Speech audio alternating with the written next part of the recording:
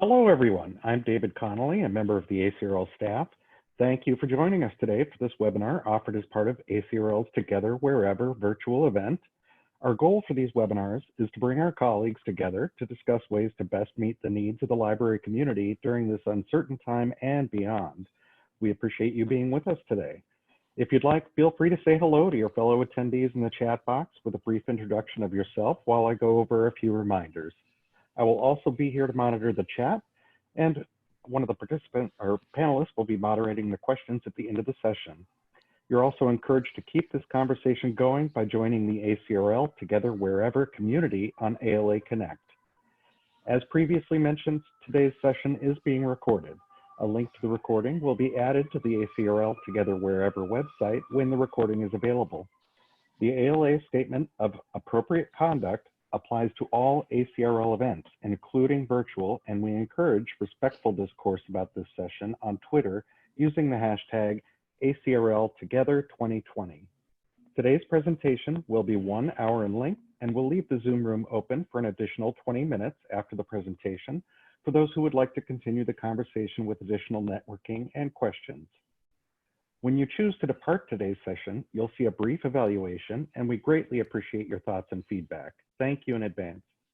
Today's webcast is Meeting the 99 AI Challenge, an open learning experiment for non-tech experts. I'd like to thank today's presenters, Carrie Tone and Mike Serafin, for being with us today, as well as the other contributing program authors, Paulina Rousseau, Christina Kim, Michelle Spence, and Lise Doucette. And with that, I turn it over to the presenters. Thank you very much, David and Gina. My name is Carrie Tone, and my pronouns are she, her. And I'm presenting with my colleague Mike Serafin today on behalf of our team, which includes Lise, Christina, Paulina, and Michelle. We're all librarians at the University of Toronto Libraries in Ontario, Canada, and we're excited to all be here with you today. I'm going to turn off my video and get started with the presentation. Okay, so now that you know a little bit about us, we would like to know a little bit about you and where you're at in regards to artificial intelligence. So I'm going to launch a poll with 2 questions, if you can see it now. The first question is, how confident are you in your knowledge and understanding of the workings of AI, its applications and implications? Not at all confident, slightly confident, somewhat confident, moderately confident, extremely confident.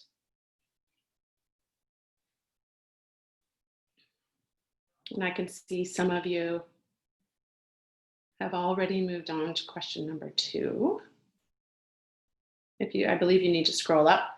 Number 2, how would you describe your personal attitude toward AI application in your work and life? Largely positive, largely negative, unsure, ambivalent, that is both positive and negative, and neutral, neither positive nor negative. Just take a few more seconds. Of course, there's no right answer here. We're just getting a sense of where everyone is at. Maybe give 10 more seconds if you haven't had a chance to respond yet.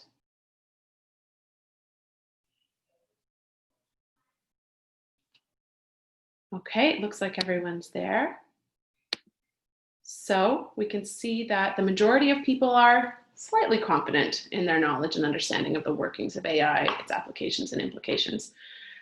That's great. That was definitely, that's definitely more than I would have ranked myself when I started this project, when we started this project last year. In the second question, how would you describe your personal attitude toward AI application in your work and life? Ambivalent, very interesting. Okay, so thank you very much for those. We will come back to these topics a little later in the presentation. Okay. So,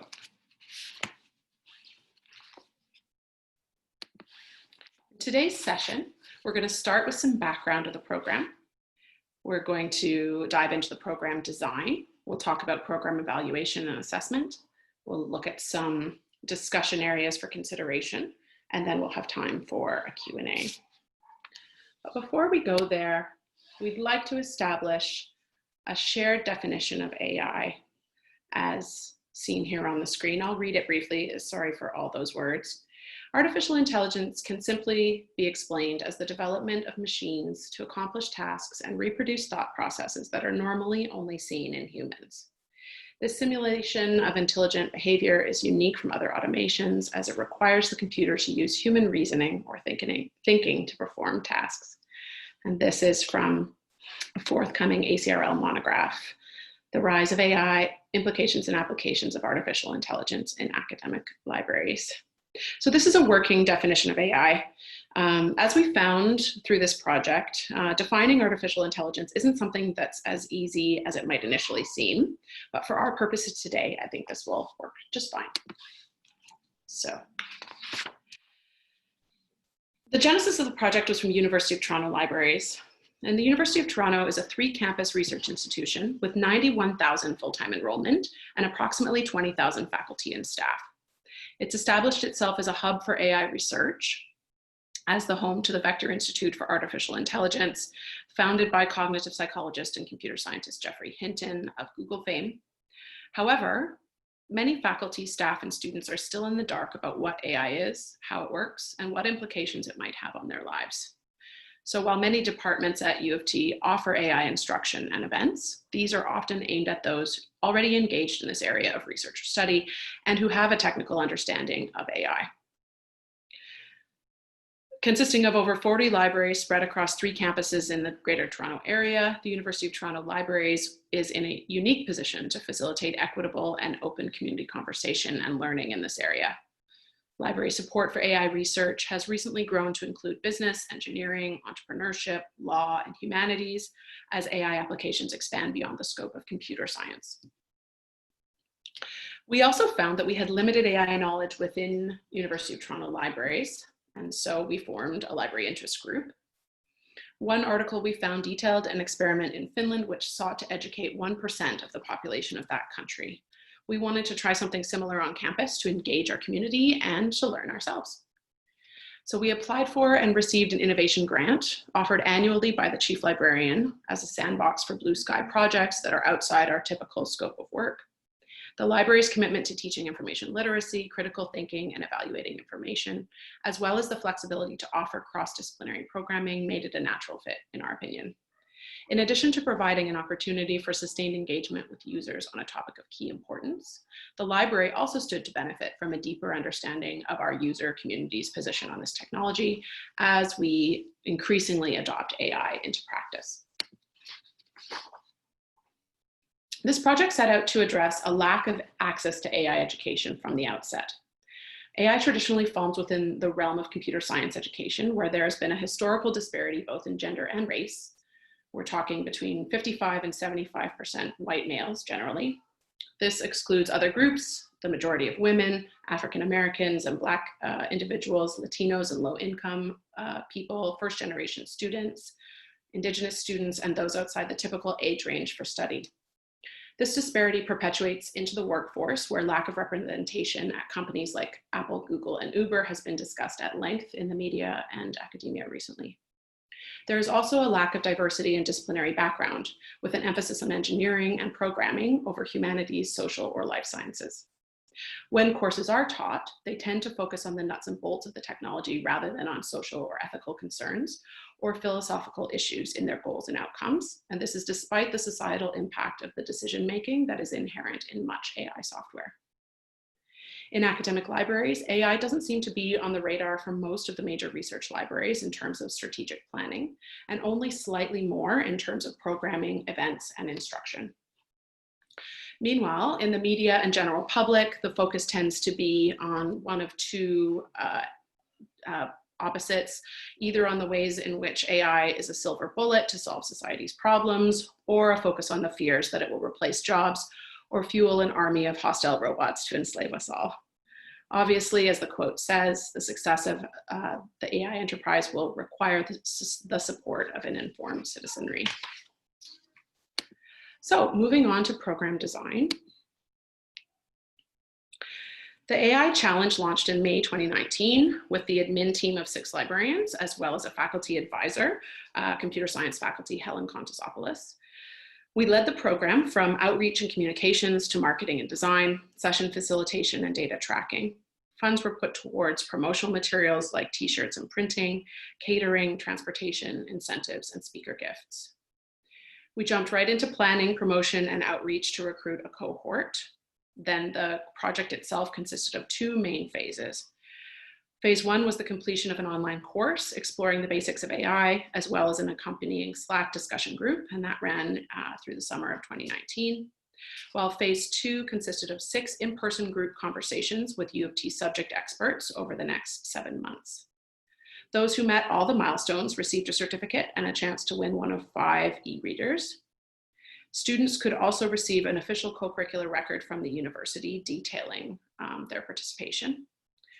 COVID-19 impacted the end of phase 2 and our graduation plans, as I'll discuss in a minute.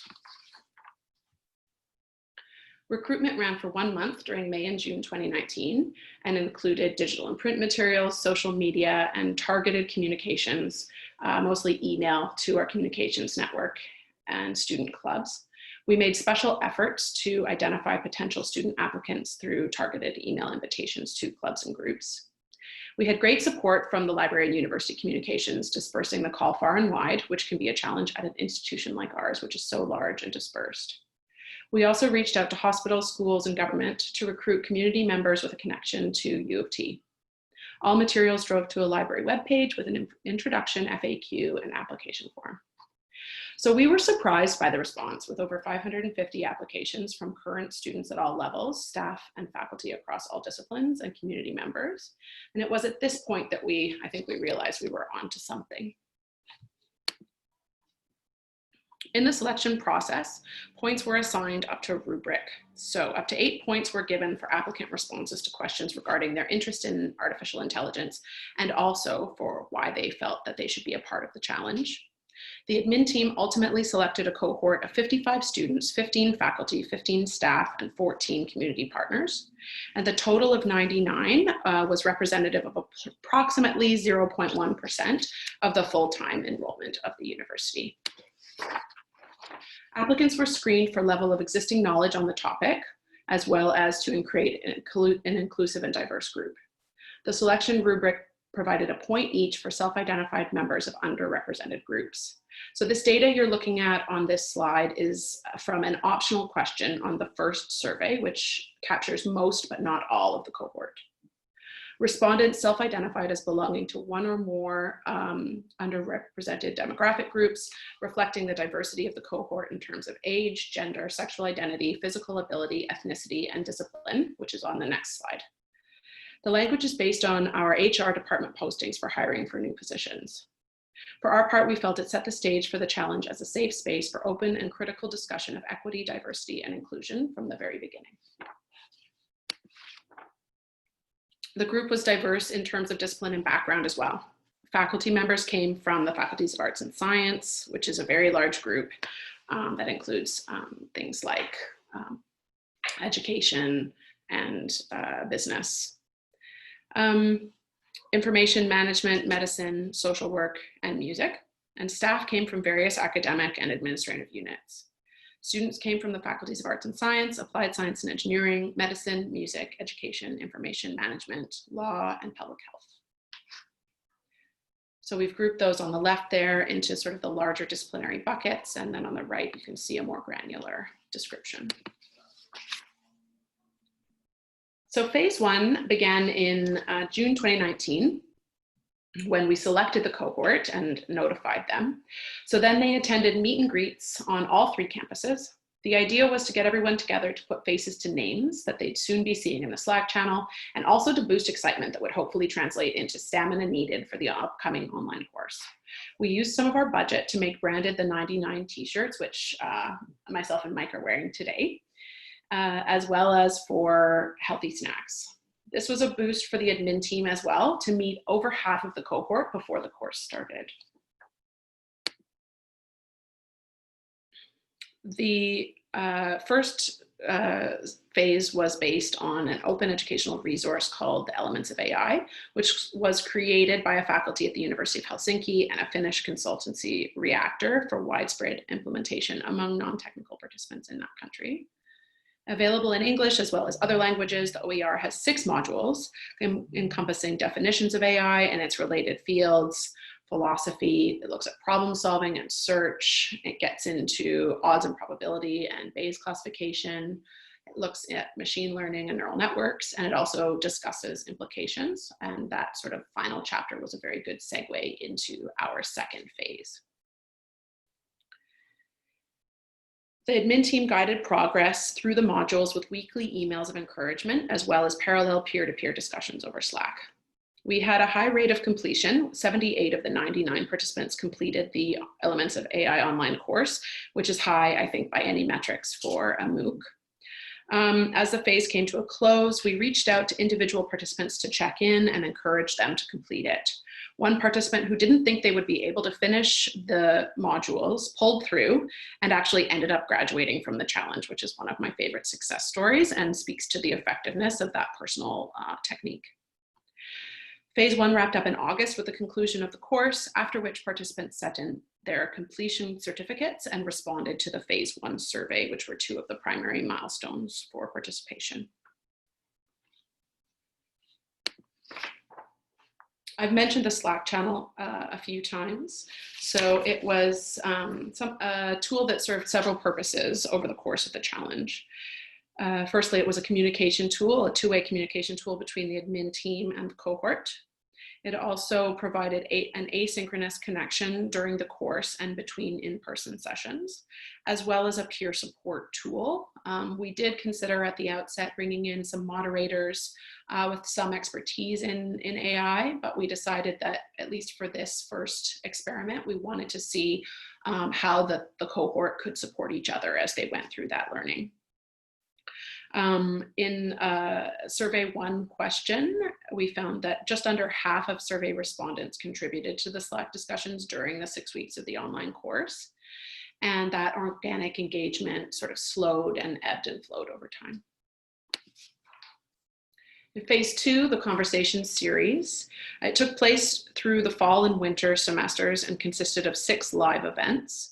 U of T experts that we recruited presented on the use of AI in immigration policy and practice in September, the ethics of AI in October, the potential for AI to redress inequalities in healthcare in November, the interplay of art and performance and AI in January, machine learning bias and the perpetuation of racism and discrimination in February, and the realities of AI startups by a panel of women founders in March. The experts themselves were also from a variety of backgrounds, and approximately half had a computer science degree. The 2-hour in-person sessions were designed to facilitate active peer-to-peer learning rather than lecture-style instruction. The speakers gave 15 to 20-minute presentations, after which the cohort was guided through a 60-minute conversation facilitated by a librarian. Speakers provided 3 questions that the group responded to using a think, pair, share model. Speakers were encouraged to stay and join in the conversation. Some did and some chose not to. The remaining 30 minutes of the session were dedicated to debrief and informal networking, and this was very popular. Much of the group stayed. We had a very sort of chatty, enthusiastic group. Those who were unable to attend a session in person were able to participate and receive attendance credit by watching a video of the presentation and responding to the conversation questions via the Slack channel. So over half, a little bit less than 2/3 of the attendees to a given session came in person, while the rest took advantage of the asynchronous option. We had 49 graduates, so exactly 50% who completed the challenge. So in order to graduate, participants were asked to complete the online course and send in their certificate, attend 4 of the 6 conversation series, either in person or asynchronously by watching and responding to a video recording posted on Slack, and they needed to complete the 2 feedback surveys. There isn't a beautiful picture of our graduation ceremony on this slide because it was canceled due to campus closures due to COVID-19. In Alternatively, the certificates were distributed via email, and we conducted prize draws for e-readers, which we then shared out via email and Slack and emailed the prizes to the winners. Okay, so this wraps up our first section. And so now we'd just like to take a little break, and I'm going to stop sharing my screen. And while Mike gets set up for the second half, we'd like to ask you all to contribute via the chat. So we have a question for you, just a little pop culture quiz for everyone. Who is your favorite fictional AI character? So we all have our favorites, but I'm interested if anyone wants to share who their favorite fictional AI character is. Chris and I agree on that one. Hal, yeah, okay. Anyone else? Oh, we've got lots of votes for Hal. Data Terminator, love it. Okay.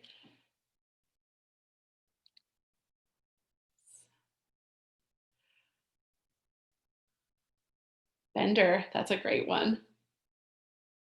C-3PO, Wally, Cortana, these are great.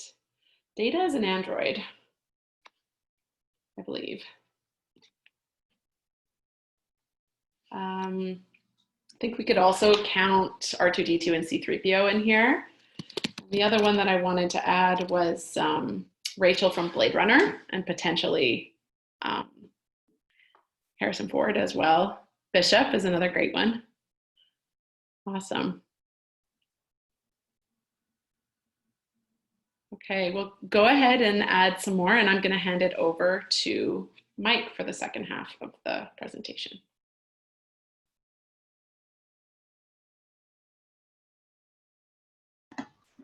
Hi there, just unmuted myself, so I'm ready to go. Let me just back up a little bit here. So yes, my name is Mike Serafin, and I'm going to talk to you guys about how we evaluated the effectiveness of the program. So we surveyed the participants twice during the challenge. The first survey was administered after phase 1 at the end of August and consisted of 24 questions. And we had 81 respondents who answered questions. The second survey was administered at the end of phase 2 and was available for the first week in April and consisted of 34 questions. The number of participants who answered the second survey was down, with only 53 participants answering. So this survey was sent out during the middle of the COVID-19 campus shutdown, while we were closing physical access to the campus and classes were proceeding online. So this may have played a part in the lower number, but we don't know for sure. The type of data that we collected included demographic information, reflective content like learning assessments, changes in their perspectives or opinion, and any remaining questions participants still had about AI and wanted to explore further.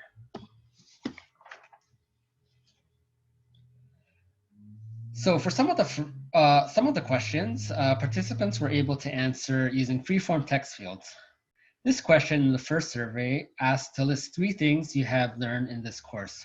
So remember, this was just given at the end of phase 1, and they were only answering based on what they learned in the Elements of AI online course. We analyzed the responses by coding them into the 8 answers shown in the slide. The results show that the Elements of AI online course was really effective at teaching people about the definition of AI, so what it is and what it isn't. It was also effective at teaching AI methods, which we include topics like how AI is implemented, its techniques, machine learning, neural network, nearest neighbor, etc. Participants also reported that they learned about AI applications, fundamental principles of AI, and that included things like statistics, math, programming, and probability. In this question, we asked participants to list 3 questions they still had about AI. The results show that many participants still had questions about ethics, privacy, policy, and still more questions about AI applications and AI in industry. This question partially helped us determine the direction and topics we wanted to explore through the second phase. As you have seen in the previous slide by Carrie, we ended up having sessions on ethics, different applications of AI, and we talked about AI in startups and in different industries. In another question in the first survey, we asked participants, how will you apply the knowledge and skills you acquired in this course? One participant stated, I intend to take a postdoc on machine learning. It is not really my area, but I feel like I can watch lectures and have conversations with AI people with more confidence. And another stated, I feel like I have been given sort of a map to AI. Learning some of the details about the different aspects of AI is empowering. I can now better define what AI topics I want to explore further.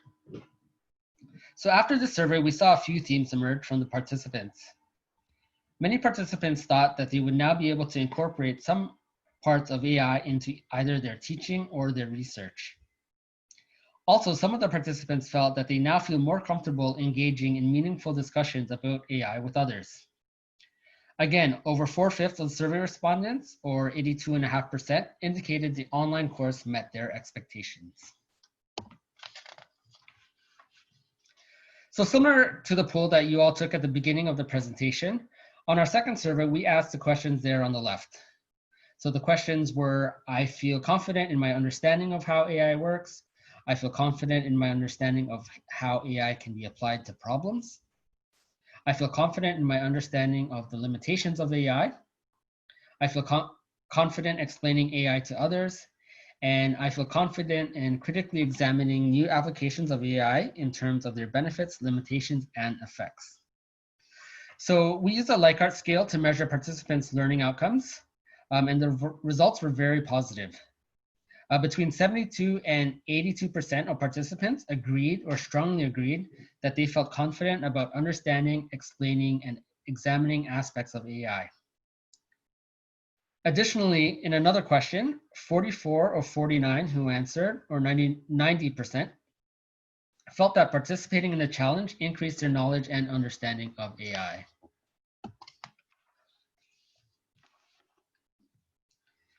So again, similar to the question we asked at the beginning of the presentation, we asked participants in the second survey, given what you have learned over the course of the challenge, what is your primary attitude or position on AI now? So these results were very interesting.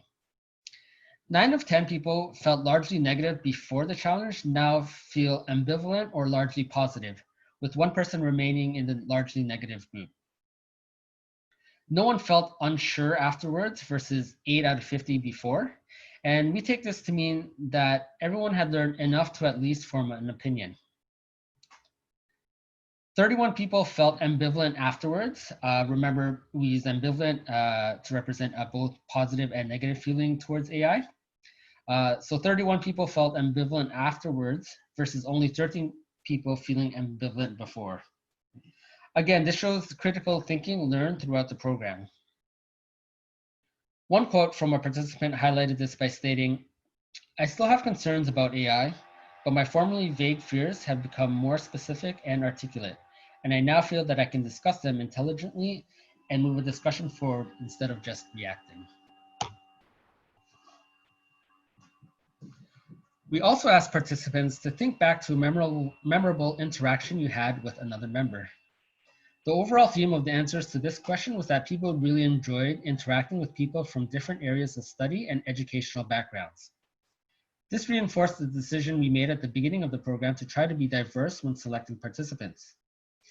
A couple of quotes that highlighted this are, I think that the interactions I had were striking because people were coming from such different places of expertise and experience. Entrepreneurs, people working in the health sciences, students in cognitive science. What they brought to the conversation was very, very different from what I brought. And someone else stated, this kind of interdisciplinary interaction was new to me and really demonstrated to me the importance of having persons from multiple disciplines work on a single problem or question.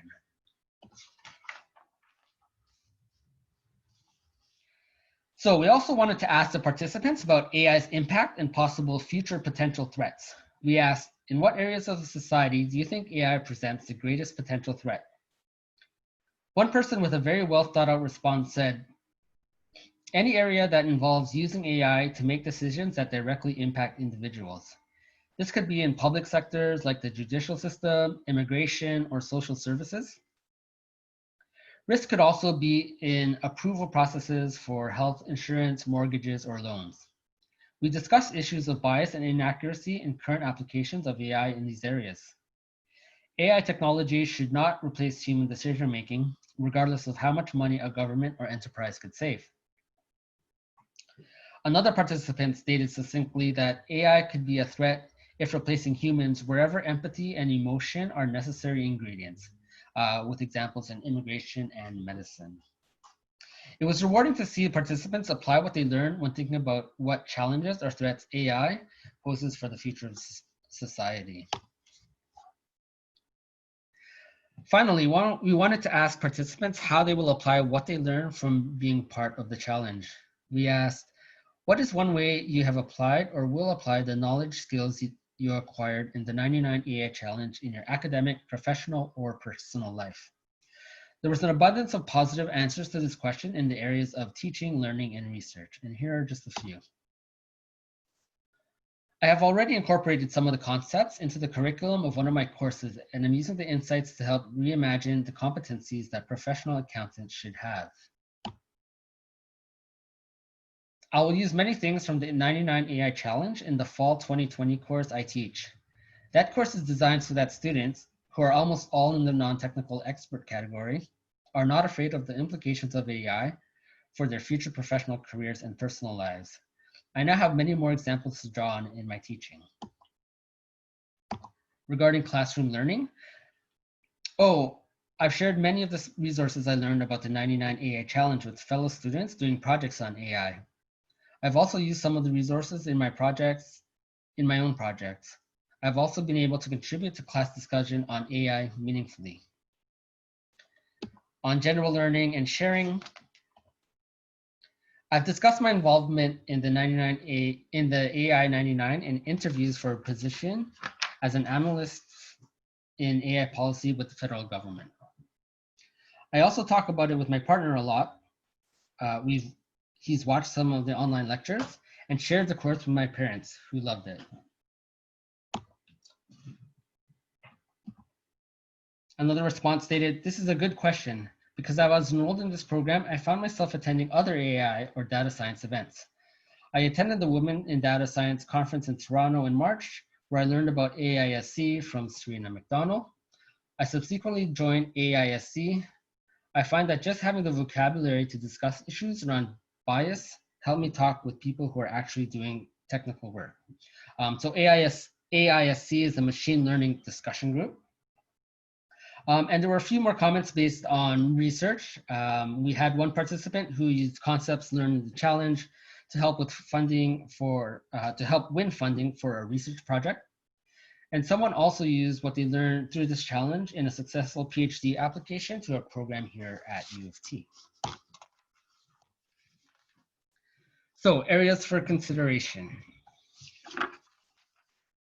In assessing the program, there are a number of areas we might consider if we were going to run the program again, and you might be interested in if you were thinking of running a similar program.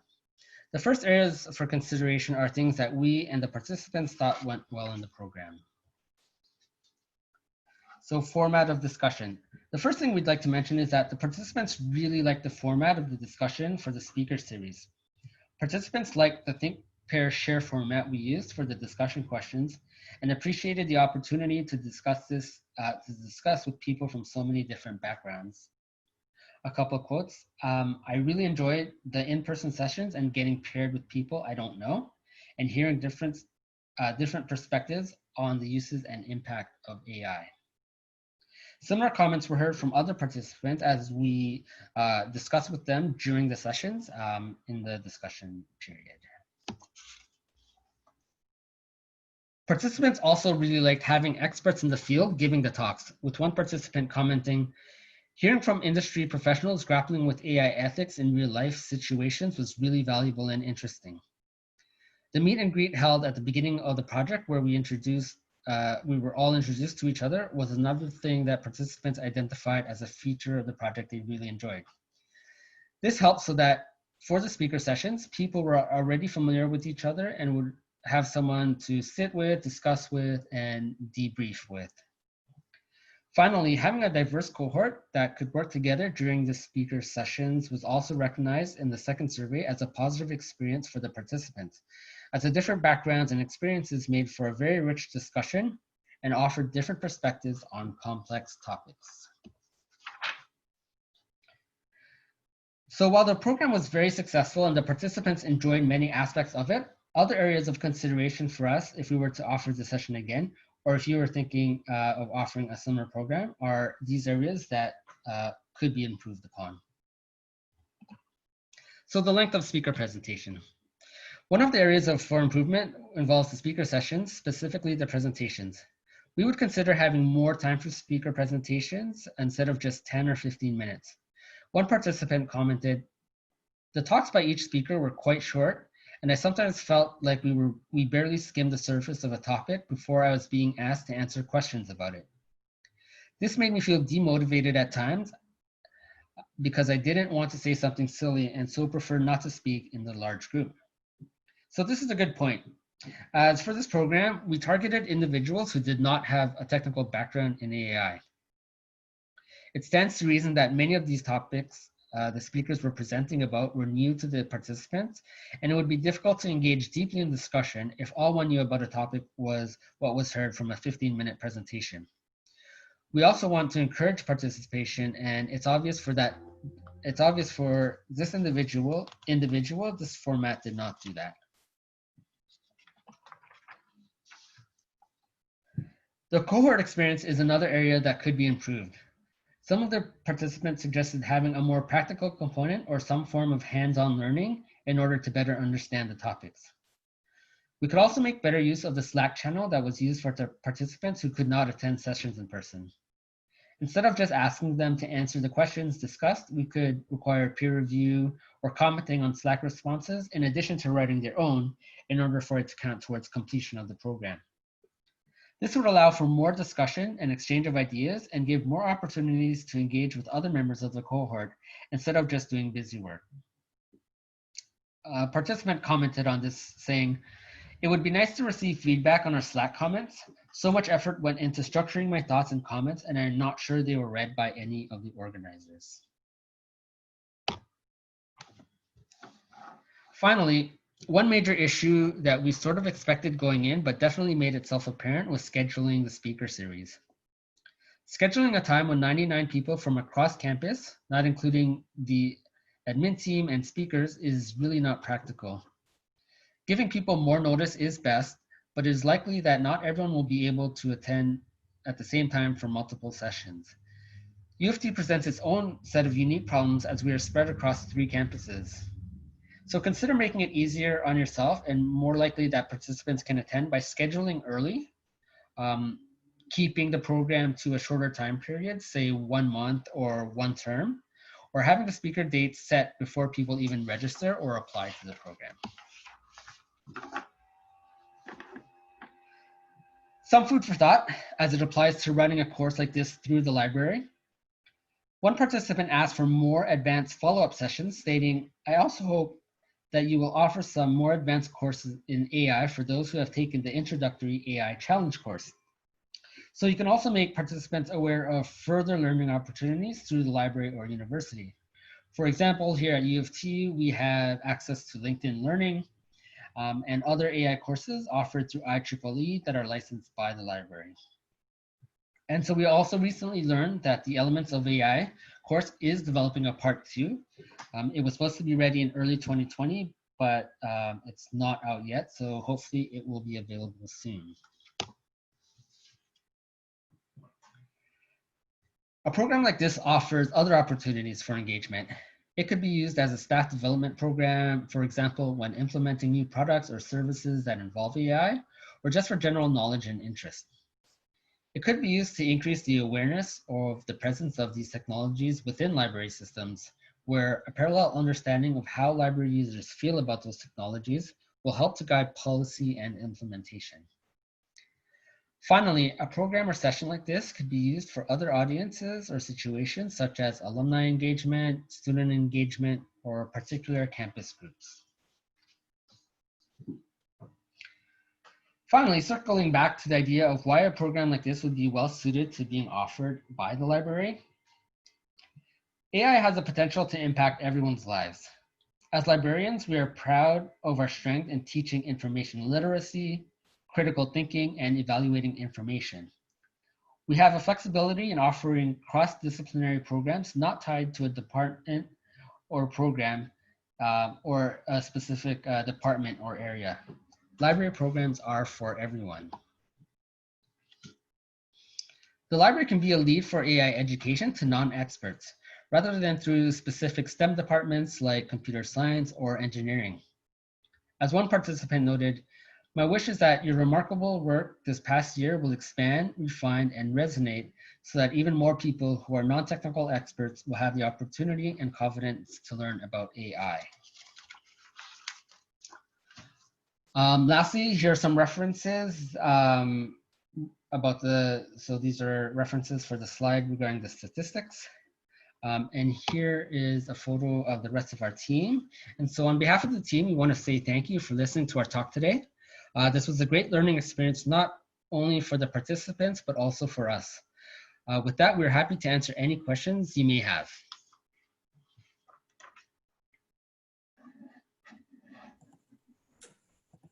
Thanks, Mike. So there were, I'll just give us a minute and the group can turn on your camera if you would like. And then there are a few questions that have come in already, so I'll go through those. If you have additional questions, please feel free to type them in the chat and we will try to get to all of them. So the first question was asked and sort of answered already in the chat. So the first question was, I'm curious to know why this project was titled 99 AI. There was some discussion in the chat and Jerry, I think who was left already, you are correct. It was for the 99 people who we recruited for this particular event.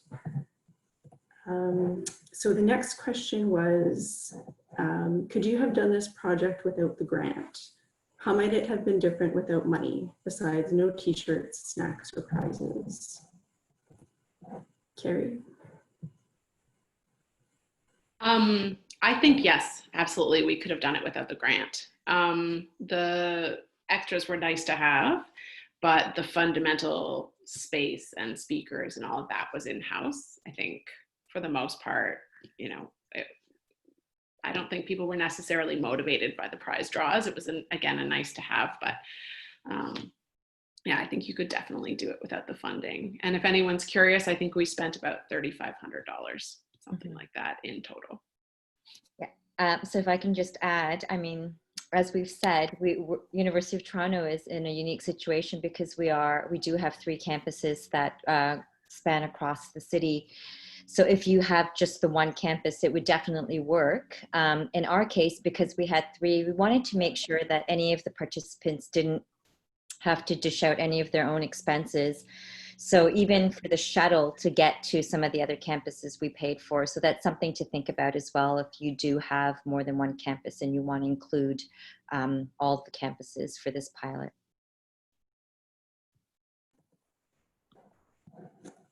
All right. So the next question is, how can I learn more about this initiative, especially with reference to organizing it at my institution?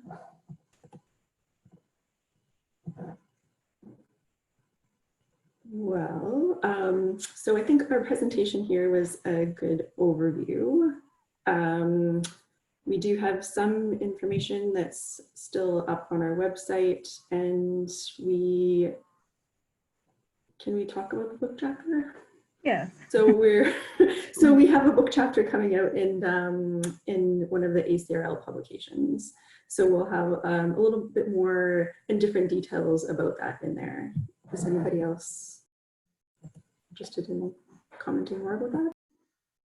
I mean, I'll just add that if someone had a specific question, you could certainly send us an email, and I'm sure we'd be happy to answer it.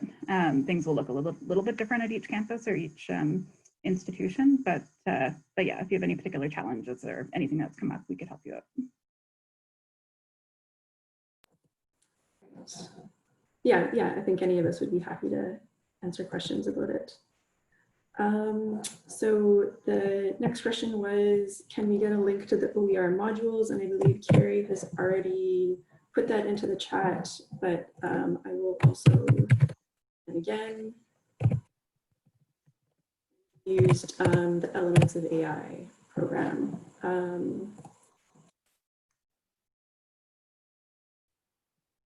How many librarians and library staff participated in it? I can answer that question, Michelle. So I just looked up into our demographics of our 99 participants, and we had, other than the 6 of us, we didn't have any librarians from the University of Toronto system who were involved. And we had 2 library staff members from the University of Toronto system, and we had 1 librarian from the community, so someone who worked at a legislative library. And then we also had 5 students from the Master of Information program, as well as 1 faculty member from the Faculty of Information program as well. We definitely had some people who applied from our library staff or librarians, and when we evaluated to determine who we would be accepting into the program, that was done without us seeing the names of those people, and so we just had them in the mix along with everyone else.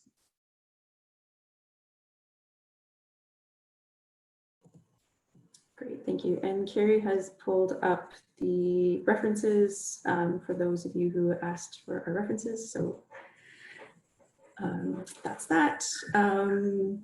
So there's another question. How are SIGs, I think that's special interest groups, presented to the university community by school department or through a central body, IT, CTO?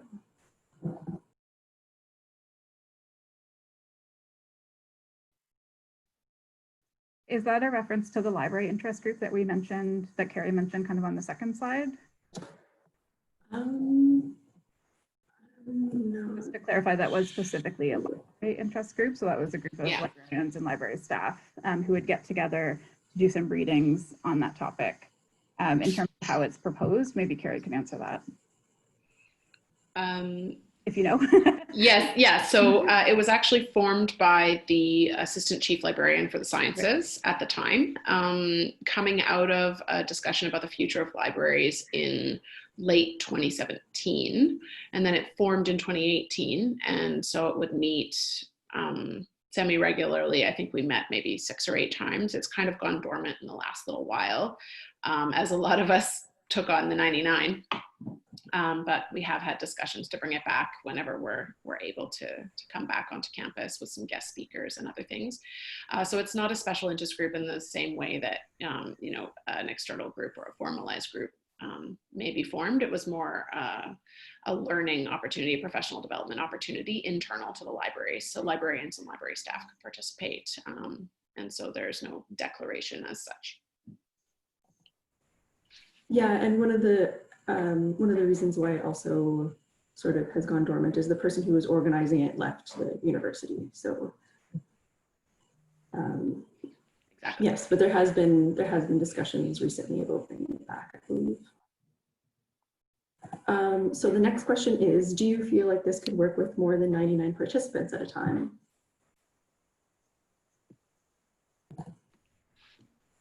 How does the rest of the I think it probably could. Yeah, I mean, I think it probably could. I mean, as Carrie and Mike were saying, for the in-person presentations, we never had a presentation where they're all 99 cohort members participated. So I guess it's a matter of finding a room that will accommodate how many people you want to have as part of your cohort. But yeah, I think it could work. And it gets a little bit more difficult when trying to schedule more and more people that you add. And another point could be about the discussion parts, where if you have a large group, it might be harder to sort of control that conversation or moderate that conversation. But I think it's definitely doable. I think you could also look at virtual options for something like this. So there's technology like Zoom where you have breakout rooms. There's ways to facilitate smaller group conversations. And also with, if things are recorded and people can come back to it later, you can still access the learning to some degree. You could also record the speakers and make it available, say, to faculty who want to have discussion in their classes. There's all kinds of things, ways that it could be adapted based on what your focus is. I also think that because we included the parent share activities, it was like that was a really easy way of engaging people, even though there might be a group of 200 people in the room, you still have an opportunity to discuss and give your opinion and then share it with the larger group. We also didn't focus on it, but there was a picture of the sort of Mentimeter chat that we had going on as well. So if you didn't have a chance to make a verbal contribution, or you had something to add, or you didn't feel like speaking out in person, you could type and then it would be posted up to the board during the discussion. So there was that multimodal thing happening there as well. I think, yeah, and this. Oh, go ahead, Michelle. Yeah, it was a pilot. Like one of the reasons why we wanted to keep it like less than 100 people was because it was a pilot with, I mean, as we mentioned, we could probably do it without the grant. It did have a very modest budget. So we wanted to keep it just manageable for ourselves because it was something that we hadn't done before. So having done it, we definitely see opportunities for expanding it or where we might need to change things. And just as one, sorry, go ahead, Lise, and then I'll jump in. One thing that I think is important to think of with any bigger size is that, like Carrie mentioned at one point in the presentation, that we did some personalized communications to individuals. And we also had schedules on our end in terms of, like, I might be monitoring the Slack chat 1 day a week or 1 week a month, that kind of thing. And the more sort of personalized you want to make it, like people really would, you know, if we sent out an email saying, oh, it's, you know, chapter 2 of the online course this week, people would often send us back individual emails. And so just managing that definitely could become a challenge. So just thinking about how you would deal with that if you had more than 99 people, I think would be important. Yeah, that's a great point, especially even before we started, just with the questions about people applying for the challenge, there was a lot of emails. So it's not even the number of people who you're going to have participate, but it's the number of people who you're going to help, who's going to help organize and facilitate the sessions that might be sort of dictate how many people you could reasonably accept. You could also, like we mentioned, we had discussed recruiting people. We did get some sort of, not applicants, but people who emailed us and said, hey, this is great. I don't really, qualify because I have some expertise, but I'd still like to be a part of it. So it could also perhaps be a work experience learning opportunity for a computer science course if they want to, participate and facilitate some of that learning. But I mean, the MOOC is still running. It's completely open. Anyone can take it. So when we chose our cohort, we did say to everyone who wasn't selected, please go do the MOOC. There's support groups online, chat groups, etc. And so I know there's other libraries in Toronto, and I'm certain everywhere else that are doing it. People can kind of do it remotely and get that support online from each other and just go through it that way. And the speakers were sort of an extra piece that we brought in, but you wouldn't have to follow that model either. All right, so the next question is how face-to-face sessions were managed. Group size was big, and with 99 participants, few participated online in the pair share activity. Is anybody? So in person, we did, the group was never 99 people in person. So in terms of the think, pair, share, we just had them sort of grouped together with whoever they were sitting close to. And then we did it sort of by time. So every time that there was like the share opportunity where they would share back with the rest of the group, it wasn't that we necessarily called on every group every time for all of the questions.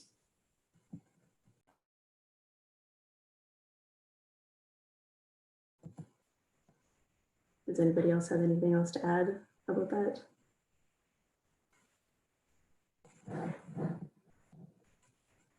Okay, well, we can move on to the other questions, and if anybody thinks of anything, then we can add that.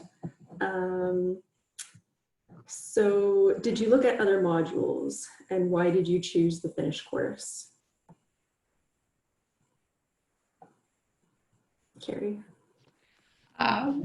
We didn't, because the article that we found included the MOOC, and that was kind of what inspired us to do it. The fact that it was created for non-technical experts and it was available in English, and we did check it out. We had our faculty advisor look at it and give her opinion on it, but no, we didn't do a broad look. We are aware that there's many different resources out there, and we liked how this one was structured. So we just went with it.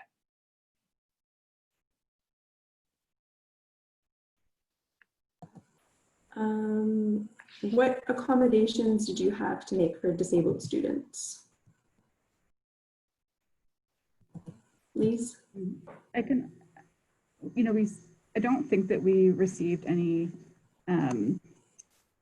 specific requests for accommodation. The one that I can think of is that there is someone who just had different transportation needs than what we were providing. And so they were able to take an alternate way, and we reimbursed them for their transportation as well. But I can't think of anything else that was very specific. Anyone? Yeah, as far as, so for all of the discussion series events, we did video record them for people that couldn't attend. We made sure we had those transcribed as well. So that was one of the ways, or one of the accommodations we made. And Paulina? I was going to mention that. Yeah, and that if one of the things that we came up with, that if you are going to record it, just consider the time that it takes to do the transcribing and the closed captioning. It was even just for like a 15-minute presentation, it can be quite intensive to do that. The ones that we used, it actually worked very well, but still just going through and making sure that all of whatever the AI transcribed it as was actually right. It took a little while. Carrie, did you want to add something else? Yeah, I would say the rule of thumb for transcription is whatever the length is, you're going to spend 3 times that much time transcribing it. So budget that in for sure. I just want to mention one other accommodation, which is that we had initially hoped to host all of the events at a particular location, but there was not an accessible entrance. And so we didn't end up sticking with that location.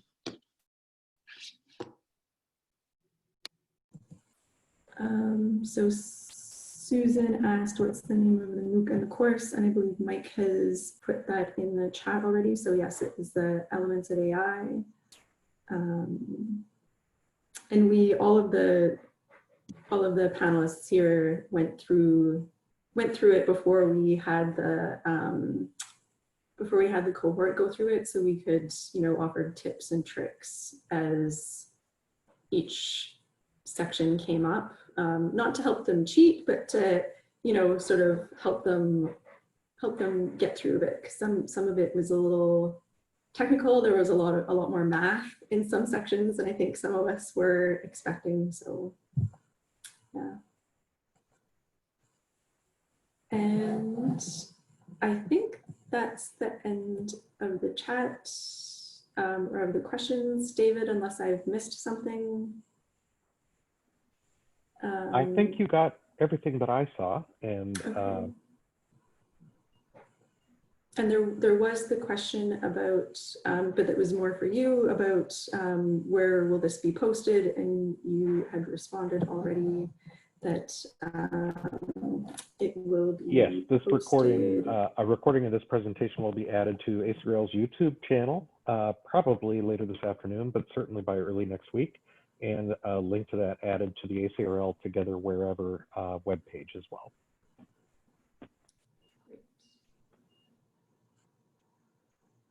So yeah, so we're at 3 o'clock.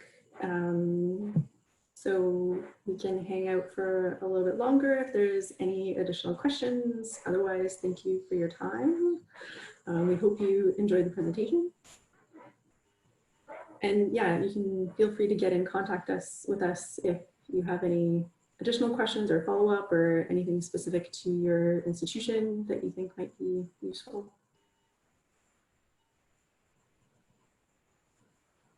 What was the platform you mentioned for questions to be presented live during class? I think that was Yeah, it's Mentimeter. Yes. Mentimeter, yeah. Go to mentimeter.com, menti.com. Menti.com. yes, thank you. So I'm putting it in the chat. And I hope that you all do check out the MOOC and don't give up. You know, I'm a humanities person, and it was great. I feel far more knowledgeable now. So please do check it out if you're at all inspired.